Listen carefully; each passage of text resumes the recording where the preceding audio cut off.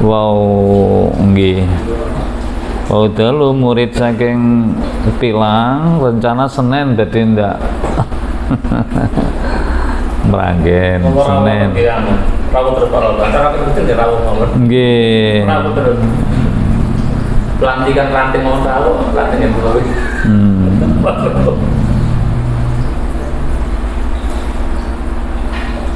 Kerja tak berarti di mana? Ampok untuk senang gratifikasi. Nggih.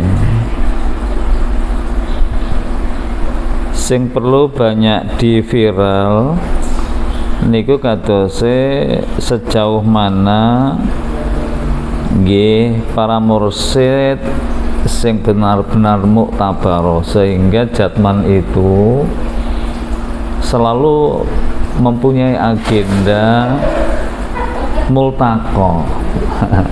Multaqo seputar menanyakan atau seberapa jumlah mursyid yang muktabaro. Memang di Basul Masail mursyid yang muktabaro itu dominan dominan keberhasilan pelaku thariqah niku saged wusul lah ngoten ya nggih nderek mursyide sing muktabaro. Untuk sing sering di Basul Masail kan, karena sekarang Basul Masail sampun mboten wonten ya. Basul Masail hanya dimiliki oleh Idaroh Aliyah. Pripun menurut jenengan mboten khawatir kalau di Subiah-Subiah ndak ada Basul Masail Thariqiyah? Ya mungkin istilahnya saja. Oh, Istilahnya jangan pakai Basul Masail. nggih. Kalau Basul Masail itu hanya diperbolehkan di pusat, mungkin diganti namanya, misalnya tentang apa namanya itu, Mudzakarah misalnya, Nggih. Mudzakarah Thariqiyah. Mudzakarah Thariqiyah. Sing pas nggih Mudzakarah niku. Mudzakarah nggih. Nah, Mudzakarah itulah yang membicarakan tentang mungkin berbagai permasalahan di dalam masyarakat yang muncul, yang mungkin apakah bertentangan ataukah yang tidak bertentangan dengan thariqah muktabaroh. Nah, dalam hal ini penting itu. Nggih. Karena justru yang muncul itu bukan di pusat tapi di daerah-daerah gitu. Nggih. Nah, itu. Nggih, keranten di daerah itu yang banyak fenomena nggih tentang thariqah dari akar rumput ini. Ya, Kalau dari atas sudah bareng tentu sampun baik-baik. Nggih. konon seperti Buya Ar-Razi yang dikenal Nggih. itu membuat thariqah sendiri, thariqah Muhammadi, bukan Muhammadiyah, Muhammadi, Oh. dengan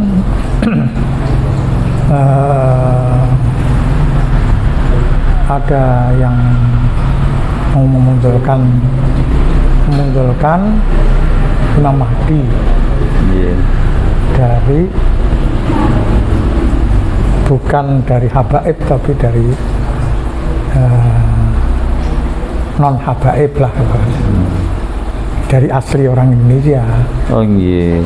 Tapi Jadi nggih. dari thariqah dijadikan satu menjadi thariqah Muhammadi itu ya. Mungkin 3 thariqah dia. Jadi bagi dia tidak ada masalah orang membuat thariqah sendiri gitu. Nah, itu yang pertama. Isu yang berkembang ya, bersangkutan dengan Ar-Razi, Buya Ar-Razi ini, Nggih. misalnya tentang menyembah Yesus itu rohnya apa, roh kudusnya apa, Yesusnya gitu. Nah, jadi kalau roh kudusnya ya tidak masalah ya, misalnya seperti itu kan Jadi apakah betul ya, atau saya yang kurang pas dalam mengungkapkan maksud beliau ini. Terus kemudian wali yang distrukturkan secara zahir. Wali-wali itu kan mastur, wali-wali itu la ya'riful wali illal wali. Tapi di situ sudah menjadi struktur, ditunjuk saja langsung. Ya. Ini wali kutub, wali nabi itu. Itu sempat menjadi kontroversi. Itu dari Ar-Razi. Itu Thariqah apa tadi? Ya. Muhammadi. Muhammadi. Muhammadi. Muhammad. Misalnya itu. Jadi ceritanya sih panjang ya, yang beliau bersama gurunya itu. Gurunya namanya siapa itu? Saya lupa namanya. Yang besar. Nggak pernah mengikuti saya. Tapi sekilas kadang-kadang lihat muncul di YouTube. Kan muridnya Prof. Yakub. Kalau Yakub dengan itu beliau itu belajar hadis. Belajar hadis. Jadi mendapatkan silsilah dari Yakub. Gurunya itu kebetulan orang-orang Nahdliyin, ulama-ulama kiai. Tetapi di dalam hal Thariqat ini melompat kayaknya itu, meloncat dari yang muktabar kepada yang tidak muktabar, kayaknya begitu. Kayaknya. Tapi saya perlu mendalami lagi, perlu saya kaji lagi saya. Kembali ke mudzakarah, kalau kita ketemu sama jamaah setelah atau sebelum khususi, nggih kula sampun buku-buku kayak panjenengan yang sudah niku nggih itu aja, mengenalkan misalnya tawajuh itu kayak apa, takarrub kayak apa. Niku pun termasuk mudzakarah. Nggih, karena Basul Masail sudah ditiadakan. Yang dulu kata para mursyid, nek gak ono Basul Masail gak rame. Maksudnya rame oleh-oleh mari misalnya manakib kubro, biasanya kan ada Basul Masail sebelum dipun hapus. Jadi niku nggih yai sing perlu diviralkan kepada aimah khususi mursyid nggih, mudzakarah niku wau sampun. Iya. Ini hanya kemungkinan istilah yang kita mau memohonkan untuk dapat diizinkan gitu loh oleh Mbak Alia. Nanti kalau itu diizinkan kan berarti hidup itu. Untuk mengkritisi thariqah kita sendiri. Dan mengcounter ya orang-orang yang menganggap thariqah itu sesat, thariqah itu bid'ah, thariqah itu dan lain sebagainya lah ya. Syirik malahan. Misalnya Naqsyabandi itu kan orang mau berzikir harus mengingat gurunya terlebih dahulu. Nah, terus dia menuduh berarti mempertuhankan gurunya, kan begitu. Nah, itu kalau mempertuhankan guru berarti musyrik. Kalau musyrik berarti keluar dari Islam. Itu. Yang kedua mengenai zikir bersama-sama itu dianggap bid'ah. Yang ketiga zikir hu itu, nah, itu bid'ah itu, tidak boleh gitu. Nah, misalnya, nah, lebih lagi tentang tauhid 3. Tauhid rububiyah dulu, rububiyah, tauhid uluhiyah, tauhid asma dan sifat. Bahkan saya pernah membaca, kalau tidak salah ditulis oleh Usmuni atau apa, itu tauhid yang keempat, yaitu tauhid qauliyah. Dan tambah lagi tauhid amaliyah. Nah, tambah terus ya. Nanti jadi, yang ke-6 ada juga. Jadi tauhid rububiyah itu, kalau dia itu mengakui Tuhan tapi tidak memurnikan Tuhan. Misalnya dia masih berdoa, masih meminta kepada mayit di kubur, itu baru rububiyah. Dia mengatakan Tuhan itu Rob, tapi belum mengilahkan, karena ilah itu harus satu. Dia masih mengilahkan orang di kuburan, maka disebut kuburiyun tadi. Nah, jadi lalu kalau dia itu sudah murni semua, hilang semua, mentauhidkan semuanya, tinggallah dia itu hanya Allah saja, maka sudah naik ke tauhid uluhiyah. Setelah uluhiyah kemudian tauhid asma dan sifat. Sifat itu harus sama, bahwa Allah itu duduk di aras, Ar-Rahmanu alal arsy istawa, laisa ma'nal istiwa illal qu'ud. Tidak ada makna istiwa kecuali duduk. Jadi barang siapa yang mengatakan bahwa Allah itu tidak duduk di aras, berarti dia kafir.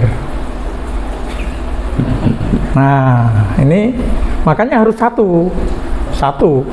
Orang percaya tauhid bahwa Allah itu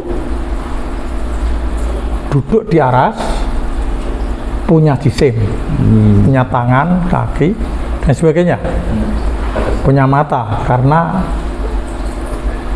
banyak ayat yang menunjukkan Allah punya tangan, misalnya.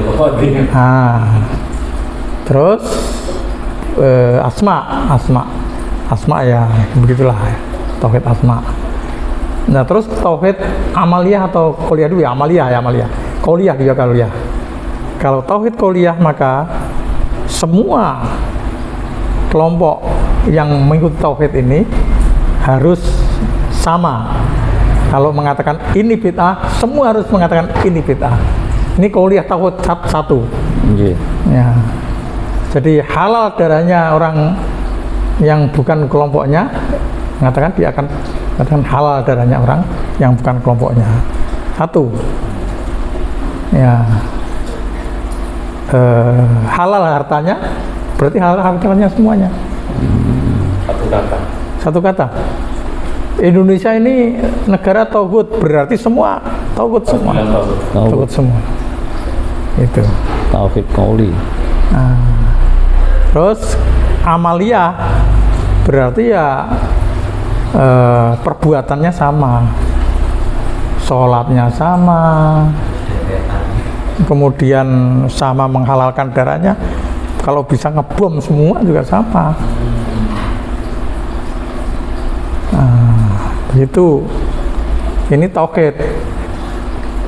Tapi tauhid ini kalau dilihat sumbernya dari Syekh Ibnu Taimiyah. Syekh Ibnu Taimiyah. Tapi belum qauliyah. Nah, tidak ada amaliyah, tidak ada. Ini tambahan baru.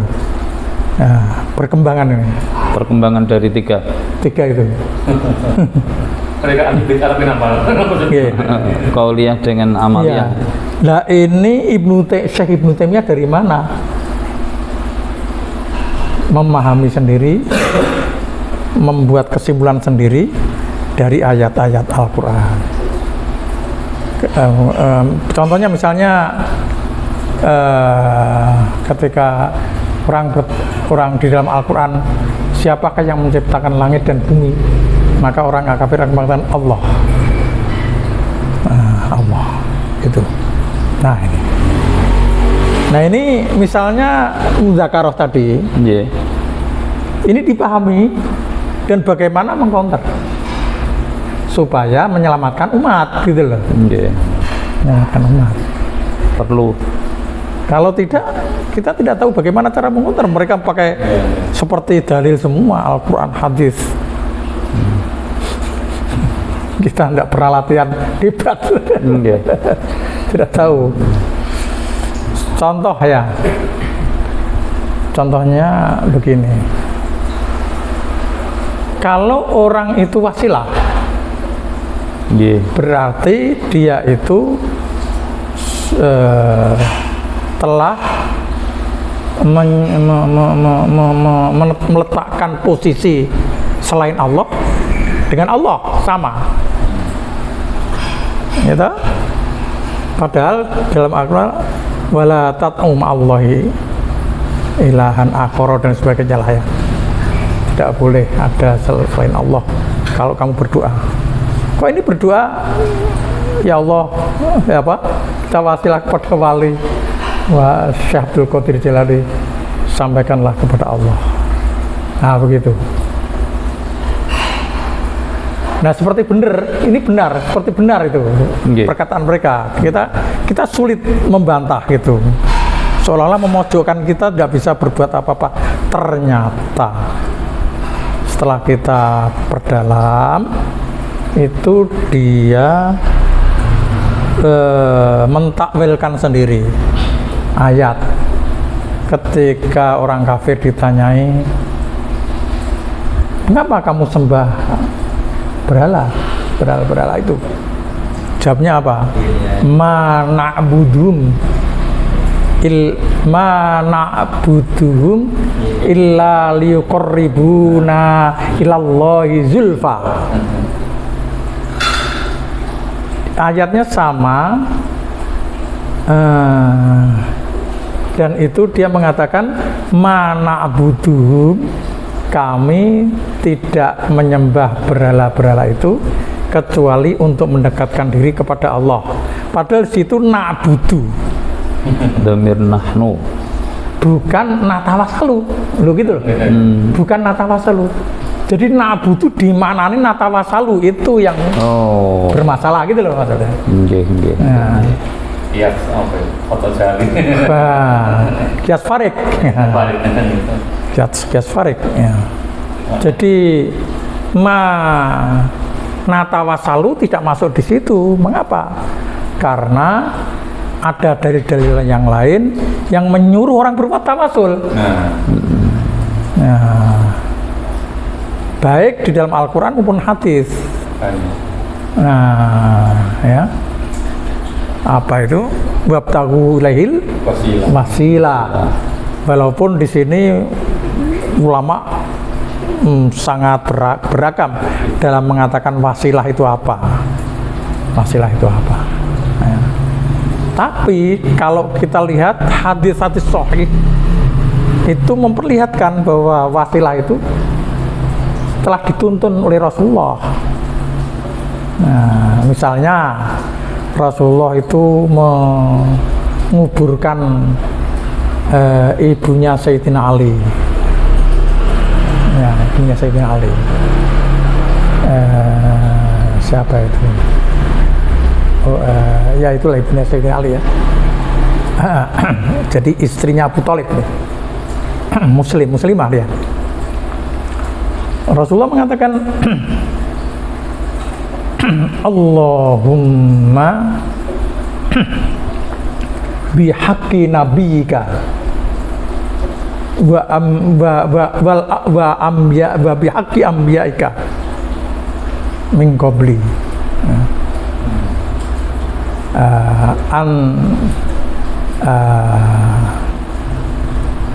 an tuwassi' madkhalaha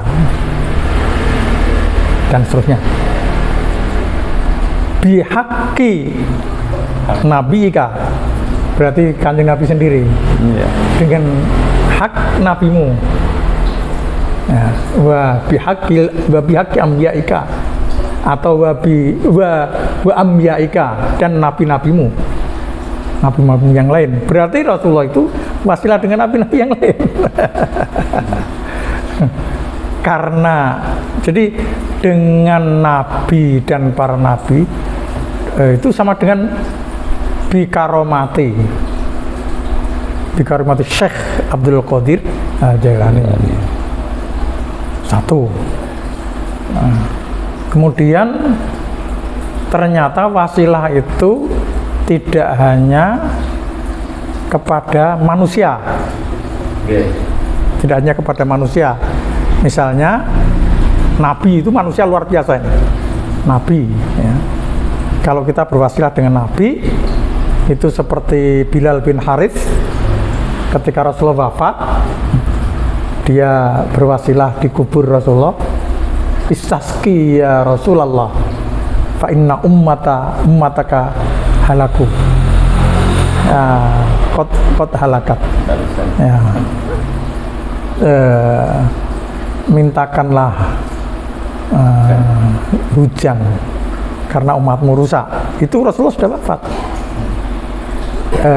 Satu. Yang kemudian saya katakan tidak hanya manusia, tetapi juga bukan manusia. Wasilah bukan manusia. Contoh Nabi Yusuf, jubahnya supaya dijatuhkan di wajah ayahnya. Nanti dia akan melihat. Ini apa bukan wasilah itu? Wasilah dengan Nabi benda. Yusuf berwasilah dengan jubah. Itulah. Termasuk Nabi kita ya, Muhammad kan pernah hadiah jubah itu ada. Nabi Muhammad pernah dimintai seorang pengemis, Iya. nggak punya apa-apa, terus beliau ngasihkan jubah. Nah, jubah itu kemudian oleh pengemis itu dijual ke pasar, dilelang, karena sangat tinggi.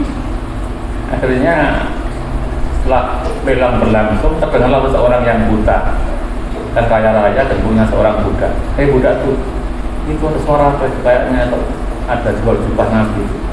Aku sana. Wahai, kalau sampai kamu berhasil, kamu saya berpesan dari budak. Merdeka kamu.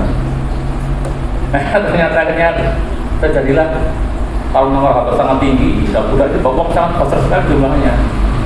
Berhasillah dia miliki.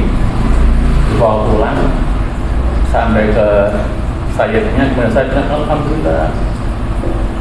Akhirnya ya Allah, dengan kemuliaan jubah dari orang yang maksum, kekasihmu yang suci, tidak pernah berbuat dosa dan tak apa ya Allah, kembalikanlah pandangan mataku. Bisa pernah sembuh seketika. Nah, dibebaskan budaknya dari merdeka. Terus